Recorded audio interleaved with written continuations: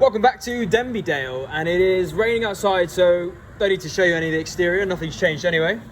And now inside, we've had quite a lot of changes. Today has been Ensuite, that has been the main thing to look at. And we've had a guy down from Clifton, who are Ensuite installers and providers, and they have shown us a variation of products we can use, variation of quality, and we've gone through all that design stuff today, and I'm going to show you what we've decided.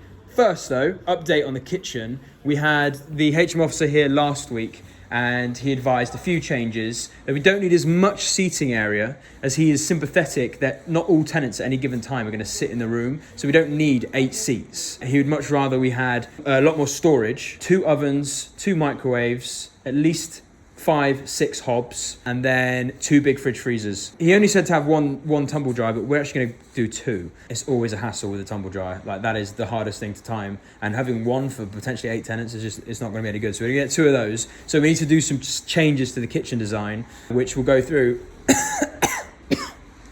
You okay? Yeah. We'll go through the kitchen in the next video because there'll be more of an illustration for it and the design will be finished. But just know that today we've had to go through and figure out the orientation of the kitchen, and the HMO officer has signed off on those parameters I've just explained. So if you have a look here, some of the boards have gone up. This room, you can now see what the size is going to be like. Good size. Bed obviously over there. And then in here, we've now had the tertiary layer of stud taken out. This is the original stud and the original ensuite. And now you can see how big this thing's going to be. And what we're going to do is today we've gone through with our templates for toilets and sinks, as you can see there. And we've gone through and lined out exactly where things are going to go, measured everything to make sure that when it comes to fitting it, there's no issue whatsoever. We've got to think about these things being cleaned and having the space to clean them. We've got to think about the usage of them. We've got to think about the light in the room and the mirror spaces and sitting down on a toilet, you know, for bigger people, smaller people. You have to think about everything and make sure everything's in the right place. And then with this one, we're actually going to go, you can see we've got the template on the floor, but ignore that. For this one, we're going to go for a 1000 by 1000 millimeter quadrant unit, which will sit about here, be curved, sit in the corner, nice and big. I emphasise massively today that we want to have big shower trays, make the most of the ensuite sizes, within reason, because going for small 80 by 80 centimetre shower trays can just feel a little bit cheap. So we've gone for 1200 by 800 in most rooms, as I'm demonstrating here. And I'm going to take this into a room to show you. You can see how this corridor is going to work now. This will be the fire-lined wall that I've been bitching about for every video so far. And then we come here. This is another big bedroom. But today I've had to be the bearer of bad news and say to Eric that we need to change this, because this corner ensuite will only allow for an 80 by 80 mil shower tray. And like I said before, I'm a big advocate for big shower trays. I just think having a solid ensuite with a solid shower is a big selling point for a tenant, and also just good usage. It's nice to know that you can walk into your shower, you've got space when you're in there, and it's not claustrophobic. So we're actually going to turn this into just a basic rectangular ensuite. It's going to mimic the one upstairs. We've done all the measurements, we've made sure it works. It'll have a slightly smaller shower tray. It'll be 110 rather than 120. But still be bigger than what was proposed. Yeah, still much bigger than 80 by 80. So it's 80 by 110 this one. All the others will be 80 by 12 minimum. So that will come out here, boom, boom, and then all the way along to that back wall, shower that side, toilet here, sink in the middle. So this will obviously sink into the room more, and it'll actually give us a more of a rectangular shaped room, which is much better to work with when it comes to furniture as well. So the architect had proposed ensuite designs and layouts, but obviously he's not on site looking at it the way we are. This is the part of project managing the site. You have to make sure that all of these changes are clocked on now, rather than later, and then be like, oh, we're left with a finish that's just not that great. It's the experience of living in that room and using that shower is not going to be as good. It sounds OTT because it's only a HMO, but if you want to attract the best tenants and get the best room rates and have the best retention and people just living in a happy, good environment, then you need to think about all these things. And it's only a small amount of detail, really, in the grand scheme of the project. There's a lot more headaches you have to think about from the financing end, from sourcing materials, all that kind of stuff. But at the end of the day, a tenant don't care about that shit. All they care about is my shower good? And does it flow nicely? That's the basic stuff. So they might seem small when you're thinking about the financing of a project, you're thinking about materials, you're thinking about troublesome days and all this other kind of shit that goes on. But if you don't prioritize finishes and design, the experience for the tenant will be the worst thing. They get impacted, and then your rents go down, and then then your return on the property is not going to be as optimal as it could have been. Don't get me wrong, an 80 by 80 shower compared to a 120 by 80 shower is not the be all and end all, but it does make a difference. Anyway, ramble over. Are we taking this with us? Yeah, we're going upstairs. This is Peter the plasterboard. Oh yeah, another reason we're doing all this now is because the plumber's coming in this week. So the plumber will come in and obviously fit. He's coming tomorrow. Coming tomorrow, yeah. Going to fit all the piping to support this proposed scheme and this proposed layout. So in here, today we've also had, like I said, guy out from Clifton, and they've shown us all their products. And we've gone for a medium range and everything, nothing luxury, but also nothing commercially below grade. So we've gone for the under storage. There's no handles on them. They're modern. Under sink storage, good sized sink. You don't want any of those cruddy little ones. Enough for your toothpastes, things like that. And then we'll have a wall-mounted mirror cabinet as well for a little bit more storage and the mirror. And then we've gone for a medium finish on all taps and for our radiators. You can see our toilet. Again, no lid. It's a hover job.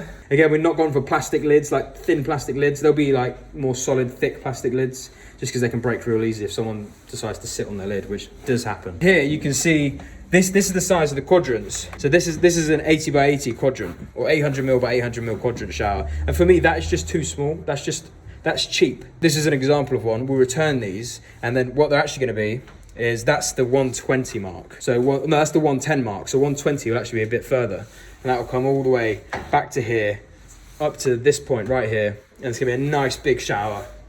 Loads of space. And we also went through tiling finishes, we went through vinyls, we went through the type of suite itself, a 3-piece toilet, sink and shower tray, and the kind of bifold doors mechanisms, the sliders, everything. All those details we've gone through today. Other than the wall mirror cabinets, they were a little bit more expensive for them than they were with other suppliers, so we're going to go with another supplier. That's just the nature of how it works. If it's more cost effective somewhere else, then that's what we'll do. And then let me show you how this is going to work in here.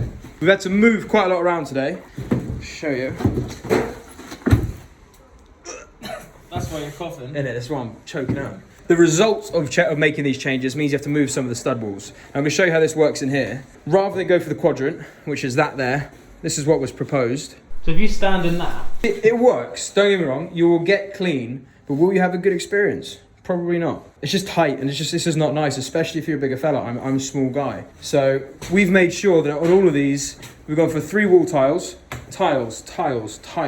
and a shower door here with a slider. This will be a nice experience. It'll be a good shower. Sink, toilet, pretty standard. To do this though, what we don't want, you can see here that the shower tray will pretty much come to the edge of the door. Right. So we're gonna, just so that you're not walking in, and again, it's about that experience. We could do that, but the experience of walking in and having a wall there immediately closes the room, just by giving it that little bit more, about 6 inches of space between the door frame and the shower, will open up this ensuite a lot more. So we're actually gonna move the doors 75mm that way, so that we have that much more space, and then make sure there's symmetry between the door frames and the wall-mounted mirror and sink. Because again, as part of the experience, you want it to look and feel nice. And then this will be the back-to-back mirror of that ensuite. However, when we lined it up today, the toilet and the sink, which sat here, were too tight. So what we've had to do, you can see how we've marked it out, and if you come this side, you'll be able to see the angle of the existing wall. The idea is to keep the wall flush, which is just easier from a builder standpoint. You just keep it flush, keep it straight, but it's not gonna work for the ensuite. It's just gonna be too tight if you're sat on that toilet. So we're actually going to curve it so that it comes at a rectangle, which will mean it will come out to about here. But it gives us that extra 300mm to work with when it comes with that extra space between the sink, the toilet and the shower. And it makes all the difference. So this is going to have to come down as well and move to about there. So that's another little change. And then in here, hello. Okay. In here, the only thing that we changed was the toilet and the sink. We swapped them round. It was proposed that the toilet go there and the sink here, which again is nice when you're walking into the room, but then you have the toilet which stuck out a little bit.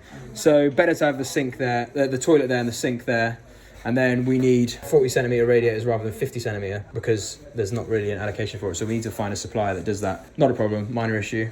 And again, the 1200 by 800 shower trays, which makes all the difference. Other than that, I think some more Boards have gone up, but that's pretty much it. That's the whole property, isn't it? Yeah. That's everything. All right. Well, that's the walkthrough today. We did actually see the property you pointed at through the window the other day. Oh yeah, yes. Today we went to see that one.